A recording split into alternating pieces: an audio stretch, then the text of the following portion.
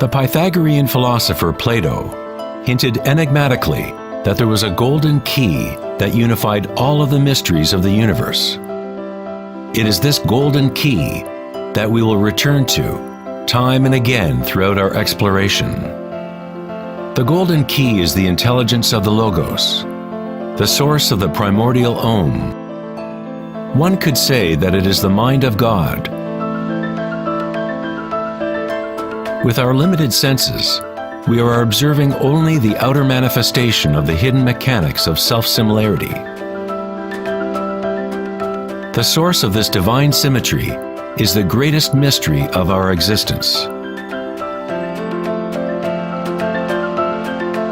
Many of history's monumental thinkers, such as Pythagoras, Kepler, Leonardo da Vinci, Tesla, and Einstein, have come to the threshold of the mystery. Einstein said, "The most beautiful thing we can experience is the mysterious. It is the source of all true art and science. He to whom this emotion is a stranger, who can no longer pause to wonder and stand wrapped in awe, is as good as dead. His eyes are closed." We are in the position of a little child entering a huge library filled with books in many different languages. The child knows someone must have written those books. It does not know how. It does not understand the languages in which they are written. The child dimly suspects a mysterious order in the arrangement of the books, but doesn't know what it is. That, it seems to me, is the attitude of even the most intelligent human being toward God. We see a universe marvelously arranged and obeying certain laws. Our limited minds cannot grasp the mysterious force that moves the constellations. Every scientist who looks deeply into the universe, and every mystic who looks deeply within the self, eventually comes face to face with the same thing: the primordial spiral.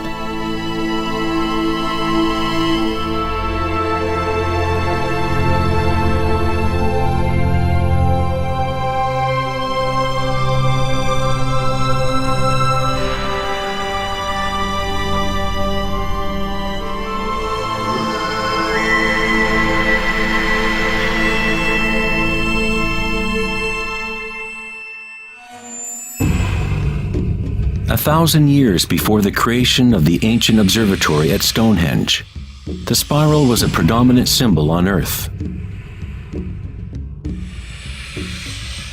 Ancient spirals can be found in all parts of the globe.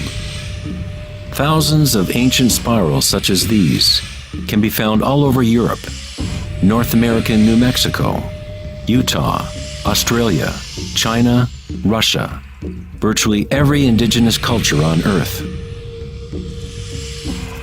The ancient spirals symbolize growth, expansion, and cosmic energy embodied within the sun and the heavens. The spiral form is mirroring the macrocosm of the unfolding universe itself. In native traditions, the spiral was the energetic source, the primordial mother. The Neolithic spirals at Newgrange, Ireland date back 5,000 years.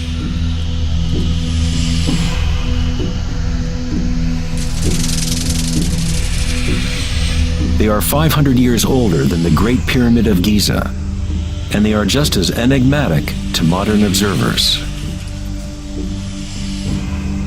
The spiral goes back to a time in history when humans were more connected to the Earth, to the cycles and spirals of nature, a time when humans were less identified with thoughts.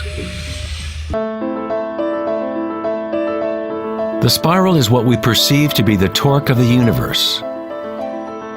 Prana, or creative force, swirls Akasha into a continuum of solid forms.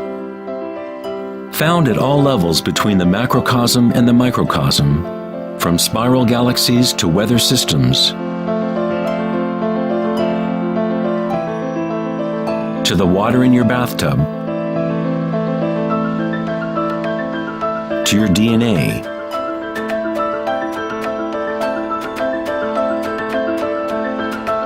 to the direct experience of your own energy. The primordial spiral is not an idea, but rather that which makes all conditions and ideas possible. Various types of spirals and helices are found throughout the natural world. Snails, sea coral,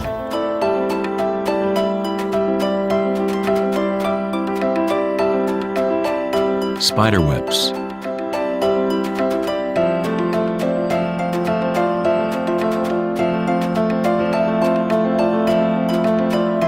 fossils,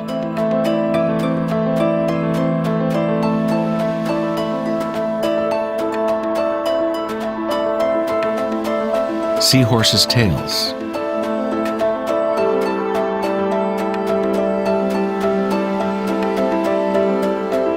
and shells. Many spirals appearing in nature are observable as logarithmic spirals, or growth spirals. As you move out from the center, the spiral sections get exponentially larger.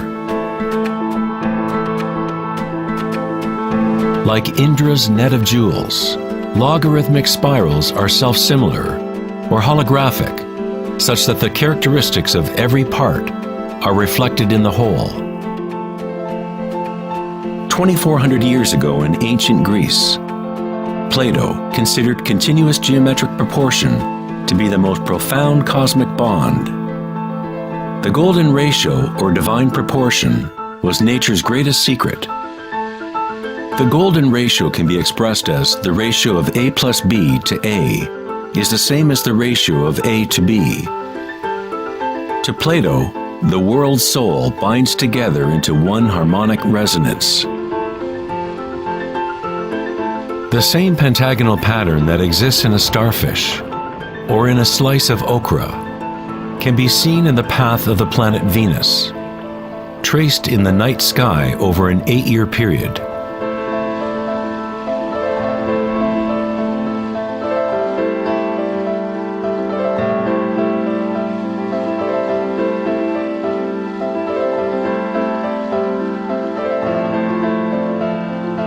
The intelligible world of forms above and the visible world of material objects below through this principle of geometric self-similarity.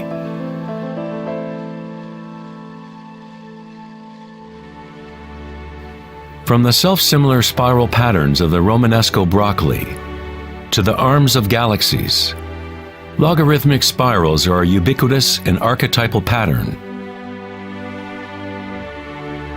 Our own Milky Way galaxy has several spiral arms which are logarithmic spirals with a pitch of about 12 degrees. The greater the pitch of the spiral, the tighter the turns.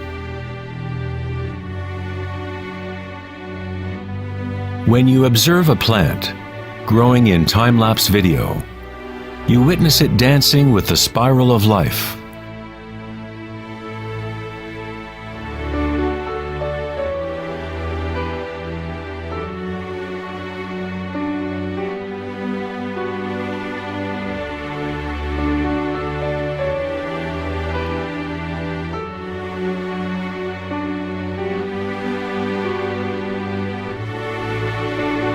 A golden spiral is a logarithmic spiral that grows outward by a factor of the golden ratio.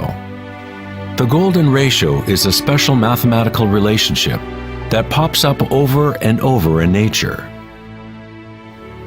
The pattern that is observable follows what is called the Fibonacci series, or Fibonacci sequence. The Fibonacci series unfolds such that each number is the sum of the previous two numbers. The German mathematician and astronomer Kepler discovered that self-similar spiral patterns are observable in the way leaves are arranged on stems of plants, or in the floret and petal arrangements of flowers. Leonardo da Vinci observed that the spacing of leaves was often in spiral patterns. These patterns are called phyllotaxis patterns, or leaf arrangement patterns.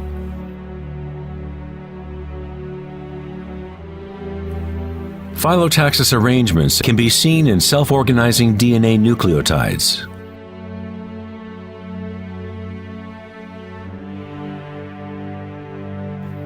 And in everything from the family trees of reproducing rabbits to pine cones, cacti, to snowflakes, and in simple organisms such as diatoms. Diatoms are one of the most common types of phytoplankton, single-celled organisms that provide food for countless species throughout the food chain.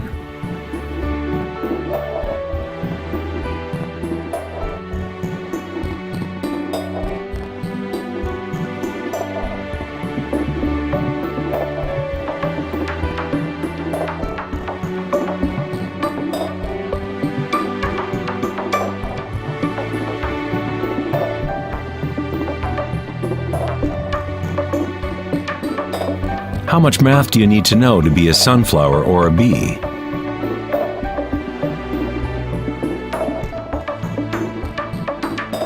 Nature doesn't consult the physics department to grow broccoli. The structuring in nature happens automatically. Scientists in the field of nanotechnology use the term self-assembly to describe the way complexes are formed, such as in the initial hexagonal phase of DNA formation. In nanotechnology engineering, carbon nanotubes are comprised of a similar arrangement of materials. Nature does this type of geometry over and over, effortlessly, automatically, without a calculator. Nature is precise and extremely efficient. According to the famous architect and author Buckminster Fuller, these patterns are a function of time-space.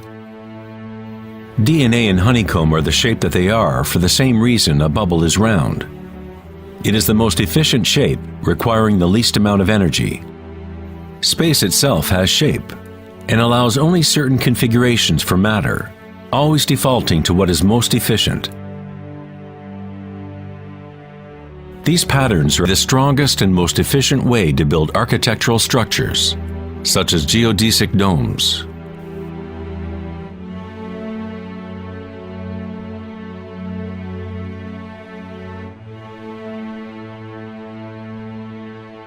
Logarithmic spiral patterns allow plants maximum exposure to insects for pollination, maximum exposure to sunlight and rain, and allow them to efficiently spiral water towards their roots. Birds of prey use the logarithmic spiral pattern to stalk their next meal. Flying in a spiral is the most efficient way to hunt.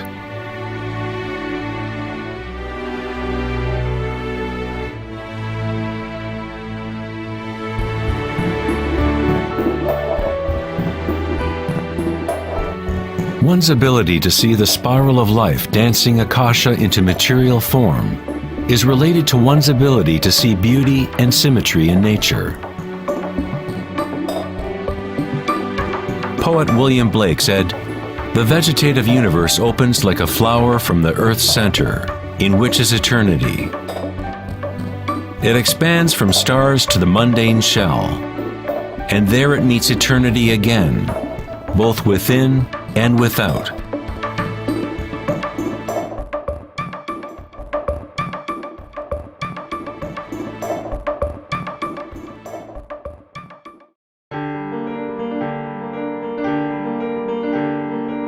The study of patterns in nature is not something that is very familiar in the West. But in ancient China, this science was known as Li. Li reflects the dynamic order and pattern in nature.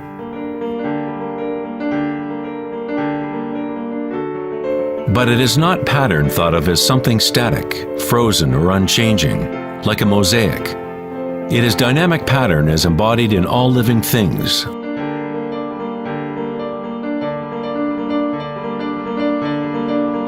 The arteries of leaves, the markings of the tortoise and the vein patterns on rocks are all expressions of nature's secret language in art. The labyrinth is one of many Li patterns. It is found in coral structures. mushrooms like the morel, cabbages, and in the human brain. The cellular pattern is another common form in nature. There are a myriad of different cellular structures, but all have a similar orderliness defined by their purpose and function.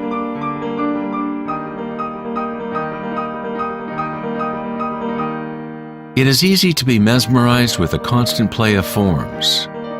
But what is most interesting is that certain archetypal forms seem to be woven into the fabric of nature at all. The branching pattern is another Lie pattern, or archetypal pattern, that is observable at all levels and all fractal scales.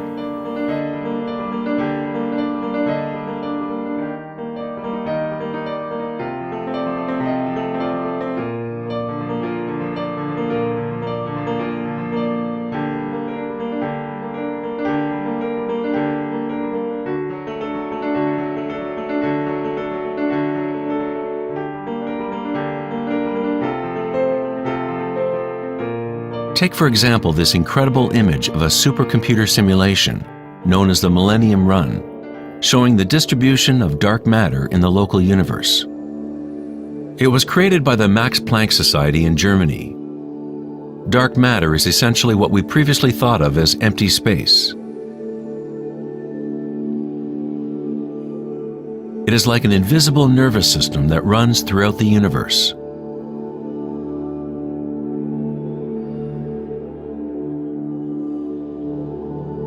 The universe is literally like a giant brain.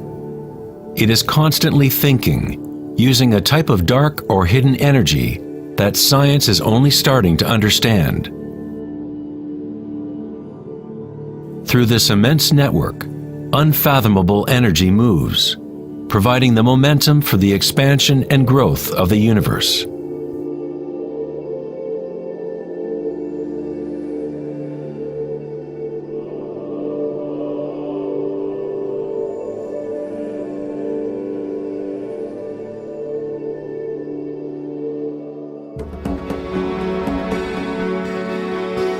Nature creates branching patterns automatically when we set up the right conditions. Nature is an art-generating machine or a beauty-creating engine. Here, electricity is being used to grow silver crystal branches. The footage is time-lapsed as they grow over several hours. The crystals form on the aluminum cathode as ions are electrodeposited from a silver nitrate solution. The formation is self-organizing. You are seeing artwork generated by nature itself. Johann Wolfgang von Goethe said, "Beauty is a manifestation of secret natural laws, which otherwise would have been hidden from us forever." In this sense, everything in nature is alive, self-organizing. When higher voltage is used, the fractal branching becomes even more obvious. This is happening in real time.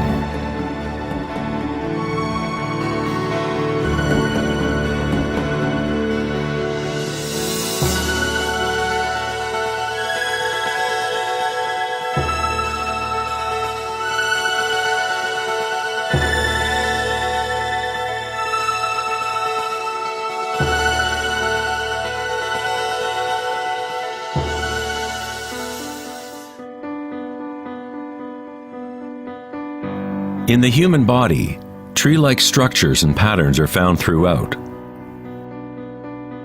There are, of course, the nervous systems that Western medicine knows about.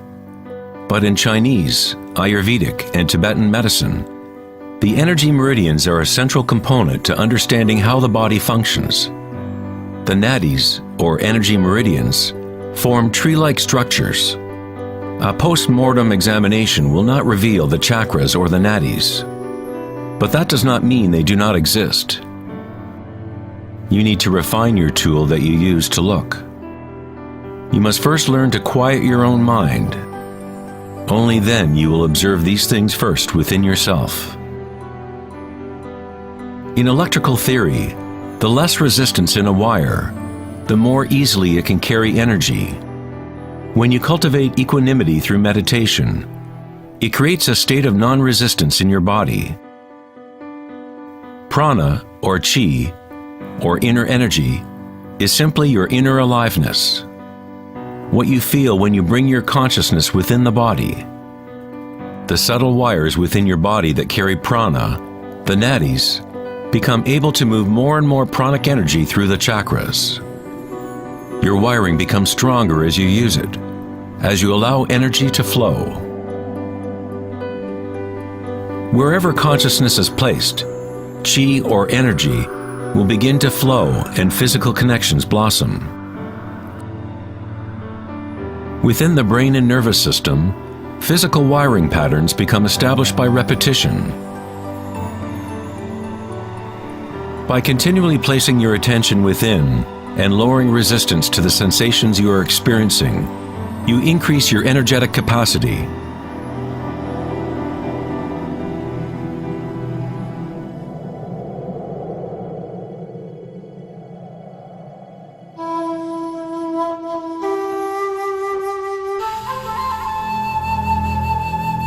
In Taoism, the yin-yang symbol represents the interpenetration of the spiral forces of nature.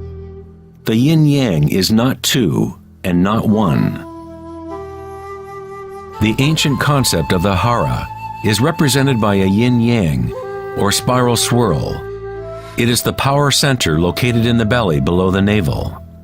Hara means literally sea or ocean of energy. In China, the hara is called the lower dantian. In many forms of Asian martial arts, the warrior with strong hara is said to be unstoppable. In the samurai tradition, one form of ritual suicide, or seppuku, was harakiri, was often mispronounced as harikiri. It means to impale one's hara, thereby cutting off one's chi or energy channel.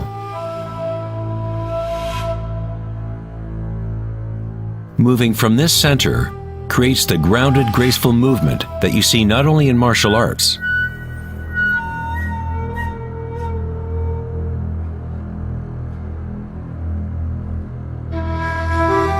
but in great golfers,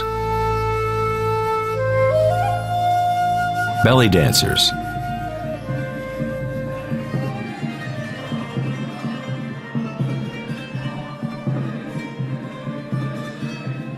and Sufi whirling dervishes. It is the cultivation of single-pointed, disciplined consciousness that is the essence of hara, the stillness in the eye of the hurricane.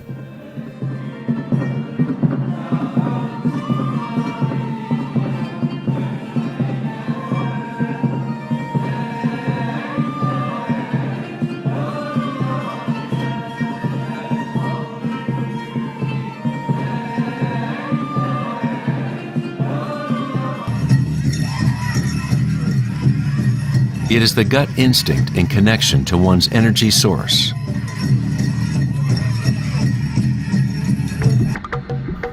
A person with good hara is connected to the earth and to the intuitive wisdom that connects all beings.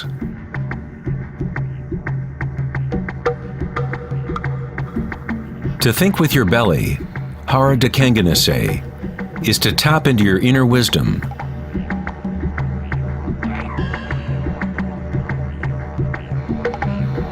The ancient Australian Aborigines concentrated on the same area, just below the navel, where the cord of the great rainbow serpent lay coiled.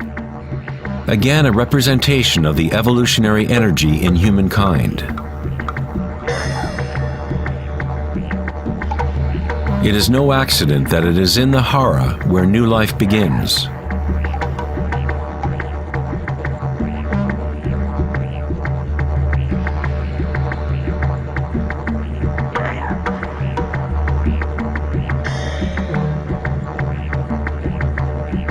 The enteric nervous system, sometimes referred to as the gut brain, is capable of maintaining a complex matrix of connections similar to the brain in the head, with its own neurons and neurotransmitters.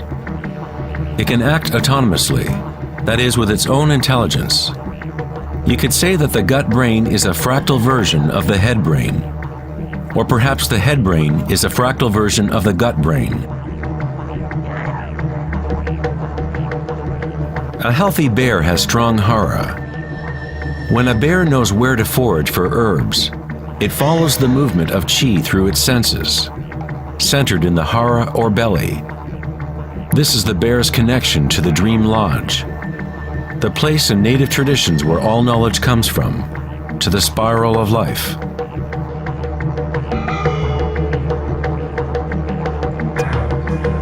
But how did ancient peoples know about the spiral, if modern science is just now starting to recognize its significance?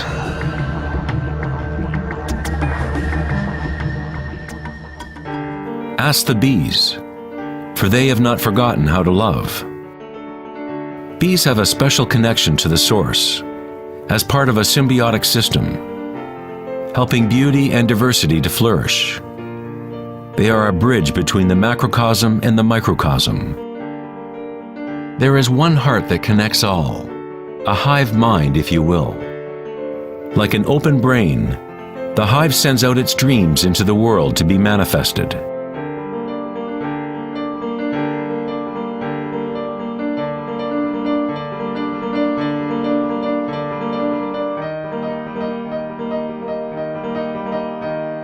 In nature, many creatures know how to act in unison, to move with one spirit, one direction.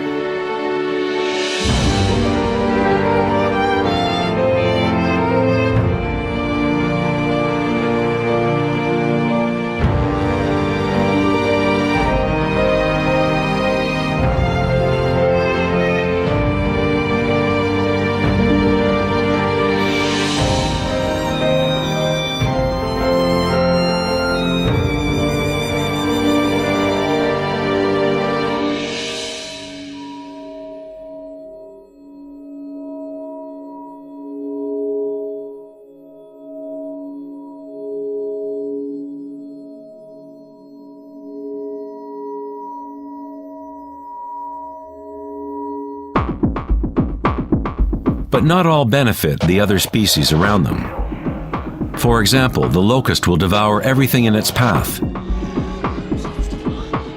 A locust has no choice but to act like a locust. It will never make honey or pollinate plants the way a bee does. A locust's behavior is rigid, but a human is unique in that we can act like a bee or we can act like a locust. We are free to change and manipulate the patterns of how we interact with the world. We can exist symbiotically or as a parasite.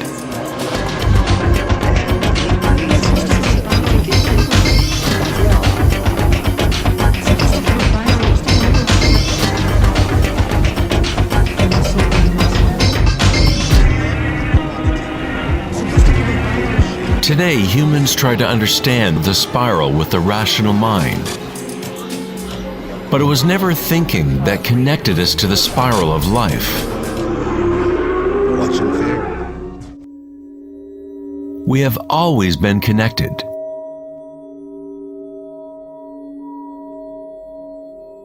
Thinking has been what keeps us in the illusion of separateness, within our own identities. Thinking is the creation of separateness, the experience of limitation. The more we align with thought, the more removed we become from the source.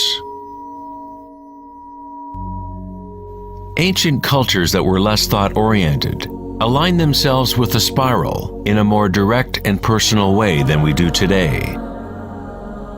In ancient India, Kundalini is a representation of one's inner energy, which moves in snake-like or helix-like pattern up the spine.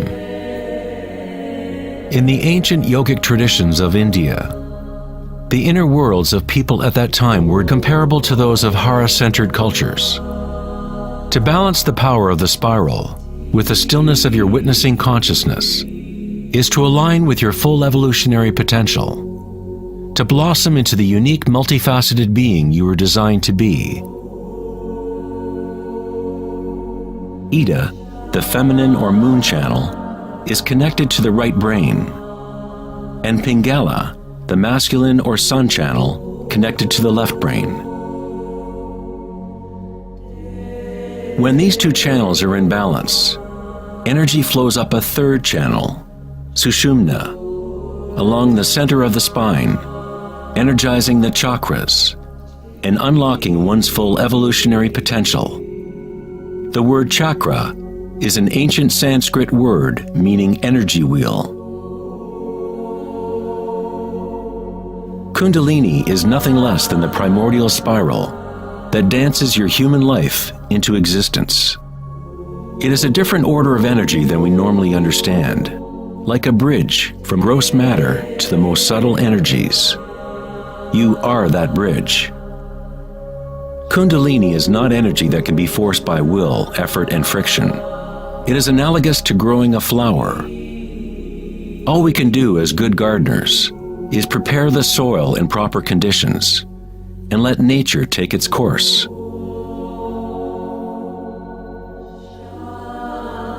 If you force a flower to open prematurely, you will destroy it.